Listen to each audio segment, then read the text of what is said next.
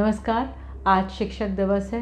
सभी लोग अपने गुरुओं को नमन कर रहे हैं। तो आज हम अपने देश के खास शिक्षक को लेकर आए अपने कार्यक्रम देश की बात में। एक अखबार में हमने खबर पढ़ी कि किस तरह से उत्तर प्रदेश के कन्नौज के एक छोटा सा गांव है, वहाँ पर कन्नौज ज़िले में नागला अंगद, यहाँ पे राम शरण शाक्य जी हैं। इन्होंने अपनी कमाई से एक छोटा सा स्कूल बनाया। वो धीरे धीरे बढ़ते बढ़ते 10 कमरों का स्कूल अब हो गया है। लेकिन इनकी कहानी बहुत दिलचस्प है। जो इनका जोश और जुनून है शिक्षा देने के लिए, वो अपने आप में हैरत में डाल देता है कि किस तरह से समाज को देना, वापस देना भी हम सबका कितना बड़ा कर्तव्य है और बहुत कम लोग ऐसा कर पाते हैं। तो ये एक तरह से प्रेरणा है हम सबके लिए।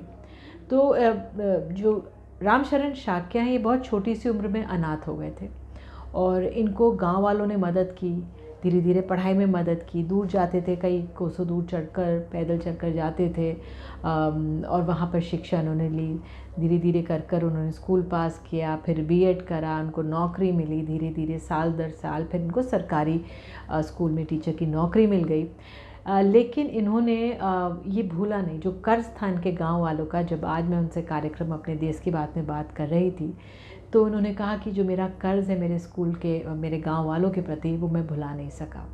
इन्होंने पहले अपनी 1 एकड़ भूमि दी, आपको बता दें। उसके बाद आज जिस तरह से आज उन्होंने कुछ बीघा ज़मीन प्लेइंग फील्ड के लिए भी दे दी।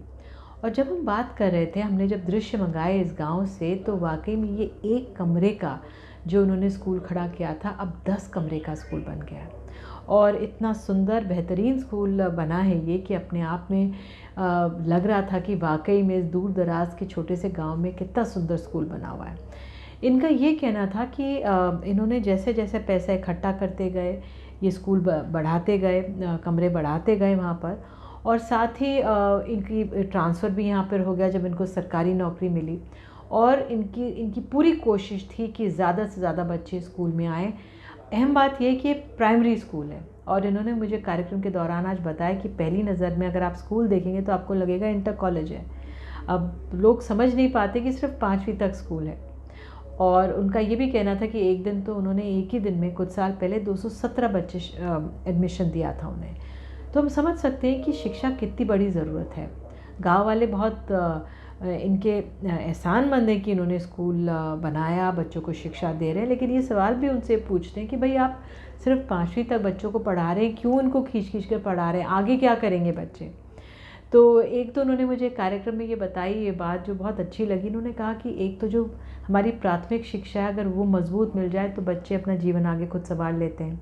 भले ही बच्चे सब कलेक्टर ना बन जाए, कोई ना कोई बनेगा, लेकिन अपने आप में मदद करते हैं बच्चों की और पढ़ाई में बढ़ने के लिए आगे।